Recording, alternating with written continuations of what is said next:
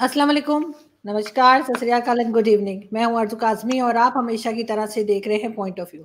हमें जी भारत से जॉइन किया है मेजर गौरव आर्या ने। आप सभी सर को जानते हैं और अब उन्हें सुनते भी रहते हैं। बहुत शुक्रिया कि आज आपने जॉइन किया। थैंक यू अर्जुन जी, बुलाने के लिए बहुत बहुत धन्यवाद। Thank you. सबसे पहले तो मैं आपसे पूछना चाहूंगी मेजर साहब के एक आपके यहाँ चल रही है कंट्रोवर्सी चल रही है आमिर खान को लेकर। और कहा जा रहा है कि जी पीके मूवी जो आई थी उसमें कई जगह पे उन्होंने कुछ इस किस्म के डायलॉग थे, सीन्स थे, जिससे कि हिंदू धर्म जो है उसपे लोगों को अच्छा नहीं लगा। तो अब बायकॉट किया जा रहा है, लेकिन मैं ये पूछना चाह रही थी कि उसमें तो डायरेक्टर प्रोड्यूसर का भी रोल होता है, सेंसर बोर्ड का भी रोल होता है। तो सिर्फ एक्टर्स को ही क्यों टारगेट किया जा रहा है? और साथ उससे पहले फिल्म ओ माय गॉड भी आई थी, उसी तरह की मूवी थी। तो क्या उसके ऊपर भी कोई रिएक्शन आया था लोगों का? अर्जुन जी, रिएक्शन आया है लोगों का, और जो लोगों का कहना है, ये जो लोगों का पॉइंट ऑफ व्यू है जो मैंने सोशल मीडिया पे पढ़ा है और कुछ मेन स्ट्रीम मीडिया ने भी इसको कवर करा है, मैंने ये देखा है कि लोग ये कह रहे हैं कि हम ऐसा नहीं बोलेंगे कि आपने शिव जी के बारे में कुछ गलत बात कही है तो हम सर तन से जुदा कर देंगे, हम मार देंगे आपके परिवार को, खानदान को मार, ऐसा कोई नहीं कह रहा। बस लोग ये कह रहे हैं कि हम आपकी फिल्म नहीं देखेंगे। तो पृथ्वीराज चौहान तो डूब गई, 200 करोड़ की फिल्म थी, खत्म हो गई फिल्म, बिल्कुल खत्म हो गई। आई थिंक 50-60 करोड़ कमाए हैं, मैसिव लॉस, मैसिव लॉस। तो ये एक किस्म का पब्लिक रिएक्शन है, और लोग इसके ऊपर डिबेट कर सकते हैं कि ये अच्छा है कि बुरा है, बट मुझे लगता है कि जब तक कोई रिएक्शन नॉन वायलेंट हो, राइट, तो हमें उसके बारे में ज्यादा जजमेंटल होने की जरूरत नहीं है। There is no incitement to violence. कोई ये नहीं कह रहा कि चलो आमिर खान या अक्षय कुमार के घर पे पत्थर फेंकते हैं, या कोई उनको थ्रेटन तो नहीं कर रहा है। बस लोग ये कह रहे हैं कि हम उनकी फिल्में नहीं देखेंगे, और मुझे लगता है लोगों का हक है अगर वो फिल्में ना देखें। अगर पीके में ऐसा कुछ है जो शिवजी के खिलाफ है, तो क्योंकि ना मैं आपको बताता हूँ, हर एक धर्म में, हर एक मजहब में, हर एक पंथ में कुछ कुछ ऐसी चीजें होती हैं जो कि गलत होती हैं, राइट। हिंदुज्म में भी हैं, इस्लाम में भी हैं, सिखिज्म में भी हैं, जो ईसाई हैं उनमें भी हैं, सब में हैं। लोगों का ये कहना है कि इनका ये कहना नहीं है कि आपने और इसमें तो कोई बुरी चीज भी, तो जैसे कि फॉर एग्जांपल अगर कोई दूध चढ़ा रहा है शिवलिंग पे, तो बोला कि साहब ये दूध आप क्यों चढ़ा रहे हैं शिवलिंग पे, राइट, है ना। अब कोई ये कहे कि साहब आप बकरीद पे इतने सारे लाखों करोड़ों जानवरों को क्यों ज़िबा करते हैं, आप क्यों करते हैं? एक्चुअली इस्लाम की रूह क्या कहती है? Let us go to the core of Islam. इस्लाम की रूह क्या कहती है? जो हम कहते हैं कि अल्लाह के कहने पे अपना बेटा कुर्बान करा, फिर उसको एक दुम्बे में बदल दिया, एक एक भेड़ में बदल दिया, क्योंकि जो इम्तिहान अल्लाह लेना चाह रहे थे वो इम्तिहान में वो पास हो गए कि हाँ ठीक है कि आपका हुक्म था, और क्योंकि आपका हुक्म था मैंने अपने बेटे को कुर्बान कर दिया। यही स्टोरी है ना। जी। तो उन्होंने अपनी जो थी, जो फेथ था अपना, वो अपने फेथ पे बने रहे, और अल्लाह ने अपनी रहमत दिखाई। तो एक कॉन्ट्रैक्ट था जो पूरा हो गया, एक अंडरस्टैंडिंग थी जो पूरी हो गई। अंडरस्टैंडिंग नहीं कहना गलत होगा, अंडरस्टैंडिंग नहीं, बट एक बात थी, एक दो उसके बीच में, एक उनके बीच में और उनके बीच में, कि बोला कि हाँ ठीक है, हमने उसको कर दिया। अब लोगों का यह कहना है कि साहब आप जो अपनी दिल के करीब चीज है आप उसकी कुर्बानी क्यों नहीं देते? ये लोग कहते हैं जो आपके दिल के करीब है। अगर आप कुरान की रूह या जो इस्लाम की रूह पे जाते हैं, तो वहां पर तो ये कहा गया है कि जो आपके बहुत करीब हो, तो अगर कोई ऐसी बुराई है आपके दिल में, ठीक है, मैंने आज तक किसी मुसलमान को ये नहीं बोला कि मैं शराब पीता हूं, इस ईद में मैं उस बुरी लत की कुर्बानी दूंगा, या मैं ड्रग्स लेता हूं, मैं उस ड्रग्स की कुर्बानी दूंगा, आज के बाद मैं ड्रग्स को हाथ नहीं लगाऊंगा। मैं अपने बीवी बच्चे, अपने माँ बाप के साथ बुरा बर्ताव करता हूं, मैं आज से उनके लिए अच्छा बर्ताव करूंगा, राइट। या फिर आप गए बाजार, आपने एक बकरा खरीदा, आपने बकरे की गर्दन काट दी, आपकी मर्जी है, आपका हक है, आप 100 बकरों की गर्दन काटिए। लोगों का ये कहना है कि आप ये भी तो दिखाइए ना, आपको 1 लीटर दूध नाली में जा रहा है, आपको वो दिख रहा है, आपको दिख रहा है 1 लीटर दूध, और लाखों करोड़ों जानवर, बेगुनाह जानवर जो बोल नहीं सकते, ठीक है, उनको आप जिबा कर देते हैं और खून से, वही नालियां आप खून से भर देते हैं, और लाखों करोड़ों की तादाद में आप सिर्फ इंडिया पाकिस्तान में ही देख लीजिए, बाहर दुनिया में जाइए तो कई दसियों करोड़ में हो जाएगा, लेकिन सिर्फ इंडिया पाकिस्तान में करोड़ों जानवरों की को जिबा करा जाता है, उनकी कुर्बानी दी जाती है। तो इसके बारे में भी एक फिल्म बननी चाहिए, राइट? इसके बारे में एक फिल्म, हाँ, पर इसके बारे में किसी को फिल्म बनाने की हिम्मत नहीं है, इसके बारे में कोई फिल्म बनाएगा नहीं। और जो हमारे फिल्म स्टार्स ये कहते हैं ना, जो हमारे फिल्म स्टार्स कहते हैं कि पीटा के लिए बड़े वो हैं कि कि पीटा के लिए people for ethical treatment of animals, जो पीटा है, बड़ी वर्ल्ड वाइड बॉडी है, बड़ी फेमस, मशहूर। तो जो पीटा की एड्स में भी आते हैं और बोलते हैं कि नहीं, जानवरों के लिए आपको, आपका दिल उनके लिए भी धड़कना चाहिए, आखिर वो भी जिंदा हैं, उनकी भी फीलिंग्स हैं, उनको भी दर्द होता है। जो पीटा के लिए करते हैं वही कहते हैं कि enjoying a plate of delicious mutton biryani. तो मुझे देखिए, जानवर फिर जानवर होता है, वो कुत्ता हो, गाय हो, भैंस हो, वो बकरी हो, मुर्गी हो, दर्द तो सबको होता है, राइट? तो इनके कॉल ऑफ फेल में फर्क है। ये लोग मुनाफिक हैं, ये लोग ना, ये कभी एक बात करते हैं फिर दूसरी बात करते हैं, ये खान साहब जैसे यू टर्न लेते हैं लोग। तो इसीलिए यहाँ पे ये सब, भारत में ये सब बातें कही जा रही हैं, ये इसके पीछे एक ब्रीफ बैकग्राउंड है अर्जुन जी।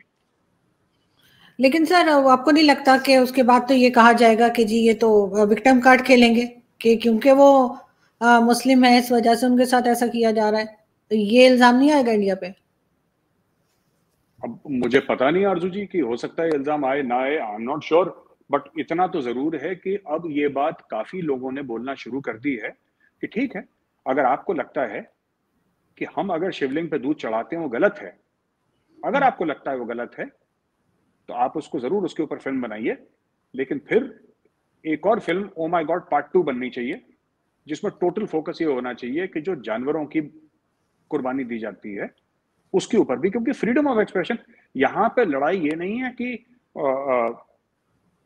हिंदू धर्म की कुछ चीजें आप दिखाइए, इस्लामिक धर्म की कुछ चीजें दिखाइए, यहां पे ये लड़ाई है कि सबको बराबर दिखाइए, राइट? और मैं ये नहीं कह रहा कि ओ माय गॉड का डायरेक्टर मुस्लिम था कि हिंदू था, मैं वहां पे नहीं जा रहा। मैं ये भी नहीं कह रहा कि कोई और, जैसे फिल्म में पीके, उसका डायरेक्टर हिंदू था कि मुस्लिम था, मैं उधर भी नहीं जा रहा। ये एक लोगों के बीच में एक बात आती है कि सबको बराबर ट्रीट आप करना चाहिए। अगर आप हमारे मजहब के बारे में कुछ बोल रहे हैं तो फिर आप मुस्लिम्स के बारे में भी बोलिए, औरों के बारे में भी बराबर उतनी ही जोर शोर से बोलिए, या उतनी जोर शोर से नहीं बोलते, अगर हमारे ऊपर आप 10 तनकीद करते हैं तो 2-3 दूसरों के बारे में भी करिए, है ना? बिल्कुल। उसमें वो जो दरगाह के ऊपर चादर चढ़ाते हैं, फिर उसके ऊपर भी बोलना चाहिए कि वो भी नहीं होना चाहिए, वो नहीं, भी दरगाह के ऊपर देखिए, दरगाह के ऊपर चादर चढ़ाना तो उससे किसी को नुकसान नहीं है। आप दरगाह के ऊपर चादर चढ़ाइए, कंबल चढ़ाइए, रजाई चढ़ाइए, वो आपका इंटरनल मैटर है, उसमें मैं तो नहीं जा रहा चढ़ाने के लिए, तो मुझे कोई लेना देना नहीं है। लेकिन मेरा ये कहने का मतलब है कि उसको तो जो कट्टर मुसलमान है, दरगाह को भी एक बुरा मानते हैं, कि कहते हैं कि कब्रों के ऊपर ट्रेड और कॉमर्स नहीं होना चाहिए, है ना? आप उनके ऊपर आप टूरिज्म मत करें, वहां पे जाके सजदा ना करें। जो मुसलमान कब्रों के ऊपर वो कर रहा है तो कह रहे हैं वो शिर्क करता है, वो गलत करता है, वो ये ऐसे तो काफिर करते हैं, मुसलमान नहीं करते। ये काफी मुस्लिम्स ने बोला भी है, और जो मानते हैं वो कहते हैं कि इस्लाम में इसके कोई गुंजाइश नहीं है कि आप, कोई भी चिश्ती हो, कोई भी औलिया हो, आप उसकी दरगाह के सामने सर नहीं झुका सकते। हाँ ठीक है, आप जो आपके एंसेस्टर्स हैं उनकी कब्र पे जाइए, नमाज जनाजा पढ़िए, फूल लगाइए वहां पे, वो सब अलाउड है इस्लाम में, लेकिन सजदा तो अल्लाह के सामने होता है।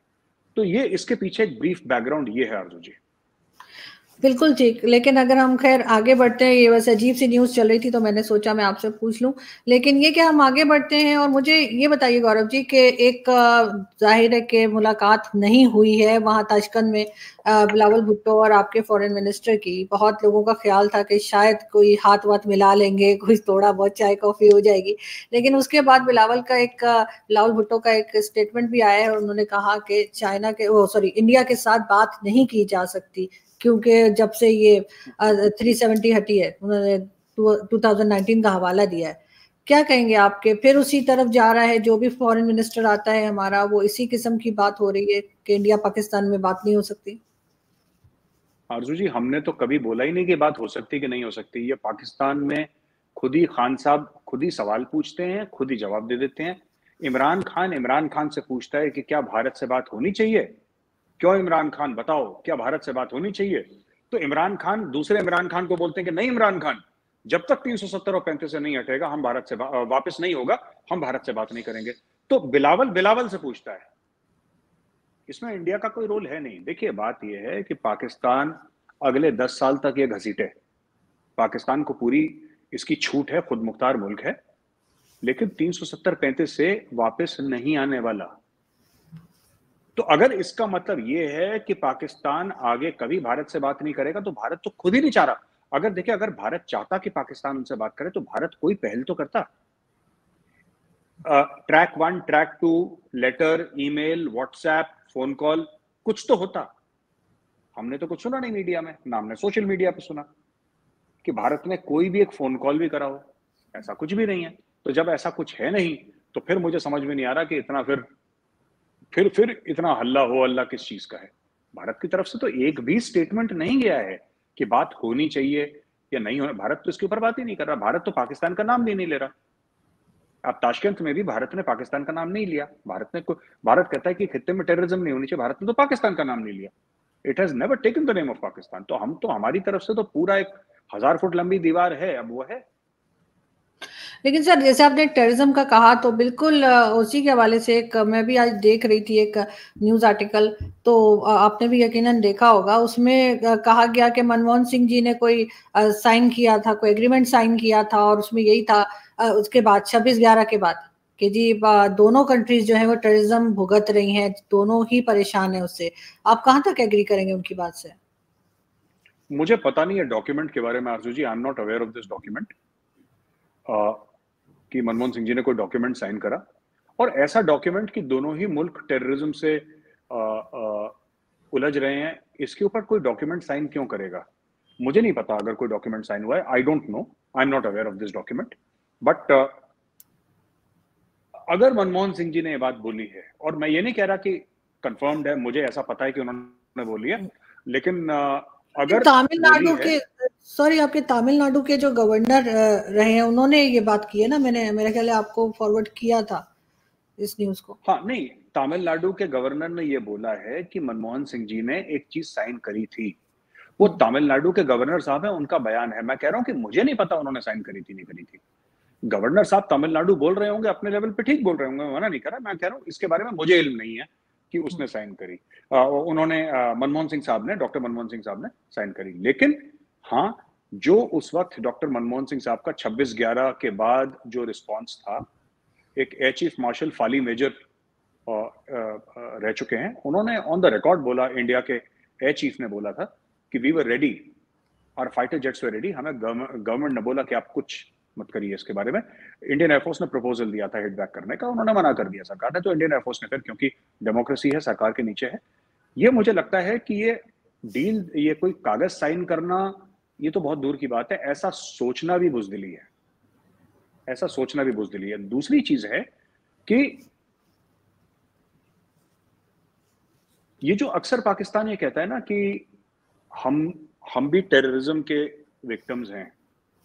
तो देखिए, तालिबान किसने पैदा करा है? ये तो पाकिस्तान ने पैदा करा है तालिबान। लश्कर का हेडक्वार्टर किधर है? मुरीदके में है, जो कि पाकिस्तान में है। जैश ए मोहम्मद आपका कहाँ है? बहावलपुर में है, ठीक है। आपका मुजफ्फराबाद में आपका ये हिजबुल मुजाहिदीन का हेडक्वार्टर है। ये तो इंडिया की तरफ है ना, ये तो इंडिया की तरफ वो करते हैं। ये कहाँ के हैं? मालाकंद के हैं ना ये। आपके तहरीक तालिबान पाकिस्तान, अगर मैं गलत नहीं बोल रहा तो। ये तो अभी अफगानिस्तान के अंदर बैठे हुए हैं, ये लोग अफगानिस्तान के अंदर बैठे हुए हैं, तो ये है तो पाकिस्तानी ना। तो पाकिस्तान एक टेरर ग्रुप शुरू करता है, उनको हथियार देता है, उनको पैसे देता है, उनको ट्रेनिंग देता है, सोचता है उनको कंट्रोल कर लेगा, उनको कंट्रोल नहीं कर पाता, वही आतंकवादी पाकिस्तानी सिटीजन्स को मारते हैं, फिर पाकिस्तान कहता है हम टेररिज्म के विक्टिम हैं। अरे यार, ये मुझे लॉजिक समझ में नहीं आया। आपके उसका नाम तहरीक तालिबान पाकिस्तान है, आप समझ रही हैं? उस टेररिस्ट ऑर्गेनाइजेशन का नाम है तहरीक तालिबान पाकिस्तान, टीटीपी, उसमें पी मतलब पाकिस्तान है। फिर कह रहे हैं आप विक्टिम कैसे हो गए? आपकी जमीन से तो पैदा हुए हैं वो लोग, क्यों सर, आपको नहीं लगता कि हमने दहशतगर्दी की जंग लड़ी है और फिर जीती भी है? आपके तो बड़े अच्छे दोस्त ही दावा करते हैं, बचपन के दोस्त। नहीं, अब देखिए, मैं उनकी बात की रिस्पेक्ट करता हूँ, लेकिन मैं सिर्फ एक बात बोलता हूँ कि अगर दहशतगर्दी की जंग पाकिस्तान ने जीती है, तो पिछले 15 अगस्त से जब से तालिबान आया तब से 200 से ज्यादा पाकिस्तानी फौजी मारे गए हैं। उन लोगों ने मारे हैं जिनसे आप लोगों ने जंग जीत ली है, और 200 कोई छोटा फिगर नहीं होता। अब ये कैसी जीत है कि जिसमें आपके 200 बंदे मर गए? ये जीत मैं समझ नहीं पा रहा, तो मैं इसको यहीं पे छोड़ दूंगा, मैं ज्यादा नहीं बोलूंगा इस पे कि ये कैसी जीत है। लेकिन मुझे एक चीज और समझाइए कि आखिर पाकिस्तान ने क्यों बनाया ये ग्रुप आपके ख्याल से? अफगानिस्तान भेजने के लिए, वहां पे तालिबान को काबू करने के लिए जो बताया जाता था, या किस लिए बनाए गए? आरजू जी, ऐसा है कि अगर आप पाकिस्तान का मैप देखेंगे ना, जब भी आपको कोई स्ट्रेटेजिक मामला समझ ना आए, या मुझे कोई समझना है, आपके जो व्यूअर्स हैं उनको जब कोई मामला समझ में ना आए, वो मैप देखें। आप मैप देखते रहिए, आधे घंटे के बाद, 1 घंटे के बाद मैप आपसे बात करना शुरू करेगा। मैं ये बात सच बड़ी जिम्मेदारी के साथ कह रहा हूं, all the answers lie in the map. देखिए, ये बात सच है कि चारों जंग में पहले पाकिस्तान ने अटैक करा, ठीक है, लेकिन लोग कहते हैं, पर पाकिस्तानी ये कहते हैं साहब हम आपसे इतने छोटे हैं, हमारे पास कम पैसे हैं, हमारी फौज छोटी है, हम आपके ऊपर अटैक कैसे करेंगे? आप मैप देखिए, आपको सारे सवालों का जवाब मिल जाएगा। पाकिस्तान जो है, Pakistan is geographically narrow.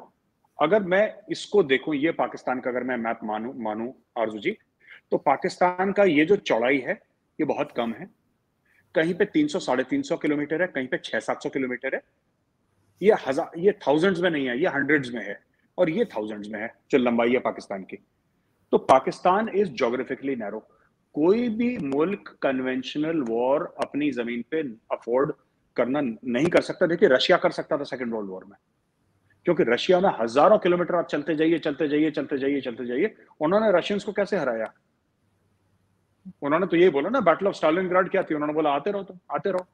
Nazis आते रहे, उनकी सप्लायर और कम्युनिकेशन लाइन ब्रेक हो गई, खत्म हो गई, आइसोलेट हो गए, सराउंड हो गए, मारा हजारों की तादाद में, लाखों मरे वहां पे।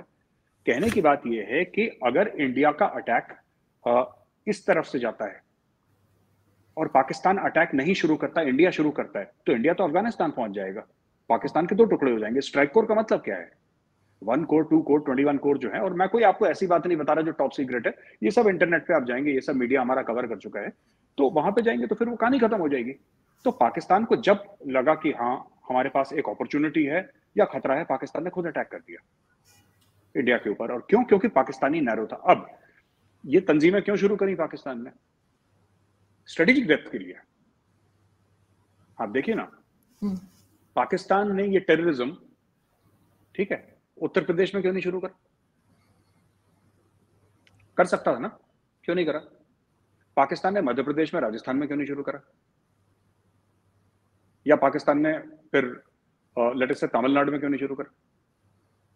इसलिए नहीं शुरू करा क्योंकि उसका पहले एक माहौल बनाया गया और ये देखा गया कि कहां पे राजस्थान के जो लोग हैं, ठीक है, वो इन सब चीजों से अलग हैं, पंजाब के भी इन सब चीजों से अलग हैं, कश्मीर के भी इन सब चीजों से अलग हैं। लेकिन एक माहौल बनाया गया वहां पे और फिर उस चीज का फायदा उठाया गया कि हम we will bleed India by 1000 cuts. छोटे छोटे टेरर अटैक करते रहेंगे, इंडिया की फौज इसी में घिरी रहेगी, लाखों दर लाखों की फौज इसी में घिरी रहेगी, और जब लड़ाई होगी तो उसका फौज का जो रियर है उसमें जिसको कहते हैं कि हैरेसिंग अटैक्स होंगे, उसमें फिर इन द सेंस दैट उनको छोटे छोटे उनके ऊपर अटैक्स करेंगे, उनके लाइंस ऑफ कम्युनिकेशन और सप्लाई डिसरप्ट करेंगे। यही चीज थी जब इन्होंने पाकिस्तानियों ने शुरू करा तालिबान, तहरीक तालिबान। पाकिस्तान उसी का एक ऑफशूट है, राइट। इन्होंने जो जुंदुल्ला एक ग्रुप है, सुन्नी ग्रुप है, ये तो जितने भी ग्रुप्स हैं आईएसआई ने क्यों शुरू करे? इसलिए क्योंकि इन्फ्लुएंस चाहते थे। देखिए, दो तरीके होते हैं अपना इलाका बढ़ाने के। या तो आप इलाका कब्जा कर लें, या आप उसके अंदर अपना इन्फ्लुएंस बढ़ा लें।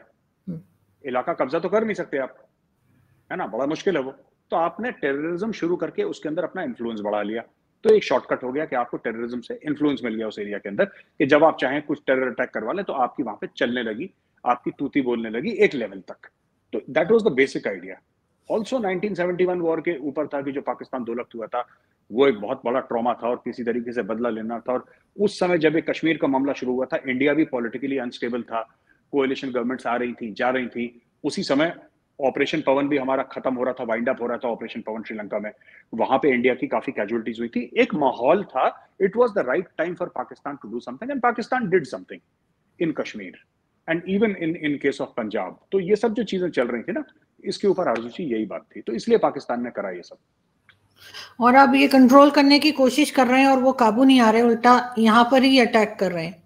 सही है आरजू जी ये कभी कंट्रोल होते नहीं। ये देखिए ना, ये they don't owe allegiance to the state of Pakistan. आप पहले समझ लीजिए, ये जिसको एलिजेंस ओ करते हैं वो पाकिस्तान को क्या बोल रहे हैं। वो सिर्फ ये नहीं कह रहे कि हम पाकिस्तान को अटैक करेंगे और पाकिस्तानी शहरियों को और पाकिस्तानी फौजियों को मारेंगे, वो ये नहीं कह रहे। वो ये कह रहे हैं कि हम पाकिस्तान को ही नहीं मानते, हम पाकिस्तान के आइन को नहीं मानते, हम पाकिस्तान की जो जोग्राफाई हदूद हैं हम उनको नहीं मानते, हम पाकिस्तान की खुद मुख्तारी नहीं मानते, पाकिस्तान की जमीन एक्चुअली हमारी जमीन है, वो पाकिस्तान की है ही नहीं, अटक तक हमारी जमीन है, ग्रेटर अफगानिस्तान की बात करते हैं, है ना। वो कहते हैं पाकिस्तान में शरिया नाफिज होना चाहिए, ये गैर इस्लामी है। उनको तो ये तक प्रॉब्लम है कि इमरान खान की दाढ़ी नहीं है। अब इशू ये है ना, इशू ये है कि सिर्फ तस्बीह उठाने से कुछ नहीं होता ना। इमरान खान की तो उनकी कई सारी चीजें वो नहीं आपके कंट्रोल में आएंगे। वो एक बार भानुमति का पिटारा छोड़ दीजिए, खैर भानुमति की ये बड़ी लंबी चौड़ी कहानी हो जाएगी कि एक बार आपने वो पेंडोरास बॉक्स जिसको अंग्रेजी में कहते हैं, एक बार आपने वो खोल दिया, फिर वो बंद नहीं हो सकता। वो गया बाहर, अब वो गया, अब वो वापस वो जिन्न जो है उस बोतल के अंदर डालना बहुत बहुत मुश्किल है, बहुत मुश्किल है। कि आप ये बोलें कि हम टेररिज्म को संभालते नहीं, वो आइडियोलॉजिकल लोग हैं ना, उनको पैसे नहीं चाहिए, आप उनको पैसे से नहीं खरीद सकते। आप पैसे से थोड़ा बहुत उनको रोक सकते हैं, पर वो आएंगे दोबारा अटैक करेंगे, वो अटैक करते रहेंगे क्योंकि वो मानते हैं कि वो सही कर रहे हैं। आप उनको टेररिस्ट कहते हैं, हम भी उनको टेररिस्ट कहते हैं, लेकिन वो मानते हैं वो सही कर रहे हैं, वो अटैक करते रहेंगे। आप दे विल नॉट स्टॉप। बिल्कुल, लेकिन खैर थोड़ा सा कम ही हो जाए तो बहुत होगा। वैसे तो कुछ जिन्होंने बनाया है अब काबू भी मेरे ख्याल है वही करेंगे। लेकिन अगर हम बात करें आईएमएफ की, और अभी रिसेंटली आपने देखा ही होगा कि हमारे आर्मी चीफ साहब जो हैं उन्होंने भी कहा है, अमेरिका में उन्होंने बात की है और कहा कि जी फंड्स वगैरह हमें दे दिए जाएं। आपको क्या लग रहा है? इमरान खान ने कहा कि जी आर्मी चीफ का काम नहीं है। आपको लगता है वाकई में आर्मी चीफ का काम नहीं है? इमरान खान के समय आर्मी चीफ क्या चाइना नहीं गए थे फंड्स मांगने के लिए? गए थे ना। बिल्कुल। तो जब इमरान खान के समय यही army chief general Qamar Javed Bajwa China जाता है फंड्स के लिए, और उसके बाद फंड्स आ भी जाते हैं, तो वो इमरान खान को मंजूर है। लेकिन क्योंकि शहबाज शरीफ प्राइम मिनिस्टर है, उनके समय पे अमेरिका से फोन पे बात कर लेता है, तो इनको बड़ी दिक्कत है कि आर्मी चीफ का काम नहीं है। तो जब आर्मी चीफ जा रहा था चाइना उस वक्त, जब इमरान खान प्राइम मिनिस्टर थे, तो मना करते कि बाजवा साहब ये आपका काम नहीं है, ये काम मैं करूंगा क्योंकि मैं एक्सपर्ट हूं इसमें, मैं काम करूंगा, मैं मांग के लाऊंगा, आपका थोड़ा ना काम है। तो ये इमरान खान ने तब नहीं बोला। तो ये सब देखिए, ये राजनीति है, ये सब सियासत है, ये दोगलापन है। मैं एक और चीज कहना चाहता हूँ आरजू जी, मुझे पता नहीं आपका ये जो चैनल है ये तहरीक इंसाफ वाले देखते हैं नहीं देखते? इमरान का जो सपोर्ट है, इमरान खान सर फिर उसके बाद बड़ी अच्छी अच्छी बातें भी करते हैं। नहीं, बढ़िया, बिल्कुल। तो आरजू जी ऐसा है कि अगर ये इमरान खान को सपोर्ट करते हैं दिलो जान से, अच्छी बात है, ये अच्छी बात है। उनका एक भरोसा है, और अगर उनका भरोसा है तो हम कौन होते हैं उसको गलत कहने वाले। लेकिन कभी इमरान खान से ये सवाल नहीं पूछते कि खान साहब इकोनॉमी का बेड़ा गर्क हो गया है, आप आएंगे तो आप क्या करेंगे, आप ऐसा क्या करेंगे जो जब आप 3.25 साल थे, 3.5 साल थे, आपने नहीं करा, अब आके आप ऐसा क्या करेंगे कि इकोनॉमी ठीक हो जाएगी और पाकिस्तान के पासपोर्ट की इज्जत होगी? आप ऐसा क्या करेंगे जो आपने 3.5 पौने 4 साल जब जब आपको पूरा एस्टेब्लिशमेंट का सपोर्ट था? आपने जो चाहा आपने वो करा, पर इन्होंने क्या करा? घड़ियां बेची। इन्होंने यही काम करे ना। बात ये है कि इमरान खान से कोई ये तो पूछे कि सर ये है इम्पोर्टेड सरकार नामंजूर, बिल्कुल नामंजूर नहीं होनी चाहिए, किसी भी मुल्क पे इम्पोर्टेड सरकार नहीं होनी चाहिए। हटा दो बिलावल को और जरदारी को, डकैत हैं, ठीक है जी डकैत हैं, सब कुछ मानते हैं। और मैं कह रहा हूँ इमरान खान को बना भी दीजिए प्राइम मिनिस्टर पाकिस्तान अगले 10 साल तक। लेकिन कोई ये तो पूछे खान साहब एक कागज पे लिख के दीजिए ना आपका प्लान क्या है, स्टेप बाय स्टेप आप क्या करेंगे, नंबर 1 आप क्या करेंगे। अगर आप आईएमएफ को गाली देते हैं कि आईएमएफ की साजिश है, आप आईएमएफ से दूर कैसे होंगे? चाइना तो मना कर रहा है पैसे देने का, आप कहां से? ये तो सिर्फ इमरान खान ये बोलेंगे हमें अपने एक्सपोर्ट बढ़ाने होंगे। इतना तो वारावारिया को भी पता है कि एक्सपोर्ट बढ़ाने होंगे। हम ये पूछे इमरान खान साहब से कि सर आपने 4 साल में कितने एक्सपोर्ट बढ़ाए, किस परसेंटेज पे आपको मिला और आप किस लेवल पे एक्सपोर्ट को ले गए? सिर्फ एक्सपोर्ट की बात करें। देखिए बात यह है कि इमरान खान के समय जो मार्जिनली बेटर था रुपी का परफॉर्मेंस, उसमें इमरान खान का कोई कमाल नहीं था। और अब जो रुपी 250 पे ऑलमोस्ट पहुंच गया है आपका, इसमें शहबाज शरीफ का भी कोई कमाल नहीं है। Neither Imran Khan had a clue nor Shahbaz Sharif has a clue. ना इमरान खान को कख पता था, इनको कख पता है। ये ऑटो पायलट पे चल रहा है आपका मुल्क आरजू जी, मैं आपको बता रहा हूं। ऑटो पायलट में ऐसा जहाज है जो चल रहा है और पायलट जो है पैराशूट पहन के कूद गया जहाज से। अब पैसेंजर पीछे बैठे हैं और वो प्रे कर रहे हैं खुदा का नाम लेके कि अल्लाह बचा ले, कुछ हो जाए, कुछ ऐसा मुआवजा हो जाए, कुछ चमत्कार हो जाए कि सब कुछ ठीक ठाक हो जाए। यही it is running on hope actually, nobody has a plan. किसी ने मुझे प्लान, मैंने कभी पाकिस्तानी मीडिया में किसी भी वीडियो में प्लान नहीं देखा कि बॉस ये हमारा कॉन्क्रीट प्लान है, हम 1 2 3 4 करेंगे, अगर हम आएंगे तो हम ये 5 कदम उठाएंगे और हम इस तरीके से 5 कदम उठाएंगे। सिर्फ बोलना कि साहब टैक्स नेट बढ़ाना चाहिए। खान साहब से पूछिए 4 साल आप थे प्रधानमंत्री, आपने कितना टैक्स नेट बढ़ा लिया भाई? आप बताइए ना, उससे क्या फर्क पड़ा? ये तो खान साहब तो हर दूसरे महीने जाते थे मांगने के लिए। तो जब खान साहब ने इतना तीर मारा 4 साल, ये मांगने के लिए क्यों जाते थे? इन्होंने तो भेजा आर्मी चीफ को, इन्होंने आर्मी चीफ को बोला जब पैसे वापस मांग, आपको याद है वो केस जब आई थिंक जी, किसने सऊदी अरेबिया ने पैसे मांग लिए थे, किसने पैसे मांग लिए थे? सऊदी अरब ने। सऊदी अरब ने पैसे मांग लिए थे, इमरान खान का गला सूख गया। इमरान खान का गला सूख गया था कि भाई सऊदी अरब ने बोला कि लाओ पैसे जो हमने वापस दिए, तुम्हें दिए वापस लाओ। अब क्या करते? तो बाजवा साहब गए भागे भागे चाइना कि भाईजान थोड़े से पैसे दे दें, हम चाइना को दे देंगे। और तब वो ठीक था बाजवा का चाइना जाना। आज बाजवा साहब अमेरिका, भाई बाजवा के लिए तो पाकिस्तान है ना, बाजवा के लिए कौन सा पाकिस्तान तहरीक इंसाफ है या फिर पीपल्स पार्टी है या नून लीग है? उनके लिए तो पाकिस्तान है। तो जो पहले पाकिस्तान के लिए एफर्ट कर रहे थे आज भी कर रहे हैं, सिंपल सी बात है। सर मुझे लास्ट में मेजर साहब ये बताइए कि ये भी कहा जाता है कि इमरान खान ने सी पैक बंद कर दिया। इमरान खान के ऊपर ये इल्जाम भी है जो कि आजकल की गवर्नमेंट लगाती है कि वरना तो हम जैसे पता नहीं कहाँ पहुंच गए होते हैं, हम तो शायद न्यूयॉर्क बन गए होते या पेरिस बन गए होते, और इमरान खान की वजह से सी पैक बंद हो गया। क्या ये आपको सही लगती है ये बात? आरजू जी, कोई किसी के पैसे से न्यूयॉर्क नहीं बनता, हम्म। कोई किसी के पैसे से पेरिस नहीं बनता, कोई किसी के दम पे, कोई किसी के आशीर्वाद से तरक्की नहीं करता है। दम अपना लगाना पड़ेगा, खून अपना बहाना पड़ेगा, पसीना अपना बहाना पड़ेगा, मेहनत अपनी करनी पड़ेगी, भूखे पेट सोना पड़ेगा खुद। राइट? ये पाकिस्तानी सियासतदानों का ये सोचना कि हम ऐसा, देखिए ये सब झूठ बोलते हैं। सीपैक एक डाका है, ठीक है? अब वो कैसे डाका है? 45 अरब डॉलर डाल दिए सीपैक पे, 45 अरब डॉलर डाल दिए। जिस मुल्क में, मैं बार बार ये सवाल पाकिस्तानियों से पूछता हूं जो मेरे दोस्त हैं, कि जिस मुल्क में 45 अरब डॉलर की इन्वेस्टमेंट आई है, ऐसा कैसे हो सकता है कि वो मुल्क 1 सवा अरब डॉलर के लिए मोहताज है? उसका वजीर आजम दुनिया भर में फोन कर रहा है, उसका आर्मी चीफ कह रहा है कि 1 सवा अरब डॉलर दे दो तो 1 महीना चल जाएगा। मैं ये जानना चाहता हूं, पेरिस न्यूयॉर्क ये बातें लंबी लंबी छोड़ते हैं, इनके बेसिक्स ही गड़बड़ हैं। इनको अभी तक देखिए,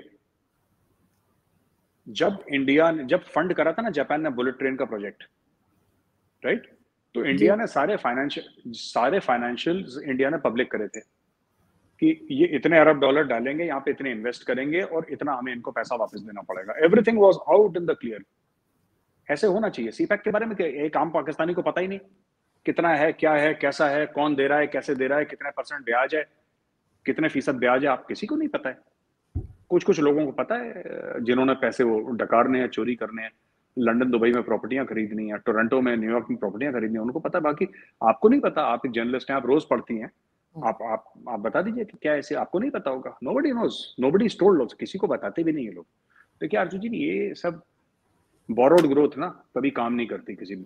अगर भारत टॉप पे जाएगा ना, भारत इसलिए टॉप पे नहीं जाएगा क्योंकि कोई और मुल्क भारत पे एहसान करेगा, ना हमें किसी का एहसान चाहिए। भारत इसलिए टॉप जाएगा क्योंकि भारत के लोग मेहनतकश हैं, भारत के लोग मेहनती हैं, भारत के लोग कहते हैं कि हाँ ठीक है कोई बात नहीं, हमारा मुल्क है, हमारा देश है, हमारा वतन है, हम इसके लिए मेहनत करेंगे। इतनी छोटी सी बात है। कोई बोले कि चाइना ने पैसे डाल दिए और चाइना ने इसको पेरिस बना दिया। वर्कर जो हैं वो चाइनीज हैं, सीपैक के। जो लेबर तक तो चाइना से आ रहा है, सीमेंट चाइना से आ रहा है, लोहे के सरिया चाइना से आ रहे हैं। ये पेरिस किस तरीके से बन जाएगा? हाँ, अच्छी रोड बना लेगा चाइना, रोड बना ली चाइना ने, आप उस रोड का पैसा नहीं दे पाए, चाइना ने वही रोड ले ली कि नहीं ले ली, हो गया कहानी खत्म, बन गया पेरिस। एयरपोर्ट बना, अगर आप पैसे नहीं वापस, वही हरमन टोटा पोर्ट वाला मामला है। तो देखिए आरओआई पे दुनिया चलती है और चाइना उसी को पैसे देता है। 100% अगर चाइना ये कंफर्म हो जाए कि ये मुल्क हमें पैसे वापस नहीं दे सकता, जिस दिन चाइना को ये कंफर्म हो गया कि ये मुल्क हमें हमारे पैसे नहीं लौटा सकता, चाइना तब जाके पैसे देता है। बैंक अलग है, बैंक ये देखता है कि भाई हमारे पैसे वापस आएंगे कि नहीं आएंगे। बैंक देखता है कि भाई हाँ, इस आदमी की क्रेडिट रेटिंग क्या है, बैंक देता है। हमारे यहाँ जैसे सिविल स्कोर होता है इंडिया में, तो सिविल स्कोर है, तो वो देखता है कि भाई गौरव आर्या का सिविल स्कोर इतना है, अगर गौरव आर्या को होम लोन चाहिए, कार लोन चाहिए, पर्सनल लोन चाहिए, बिजनेस लोन चाहिए, तो क्या गौरव आर्या को हम दे सकते हैं, क्या उसका सिविल स्कोर है इतना, उसकी क्रेडिट रेटिंग क्या है, ये देखते हैं। चाइना उल्टा देखता है, चाइना ये देखता है कि हाँ पाकिस्तान हमारा पैसा कभी वापस नहीं कर सकता, दो पाकिस्तान को अरबों डॉलर दो, नहीं वापस कर सकता ना, ब्याज देना है आपको और लो, यही पैसा हम आपको देते हैं, इसी से हमें ब्याज दे दो। चाइना का एम ही वही है, क्योंकि चाइना को पैसे नहीं चाहिए।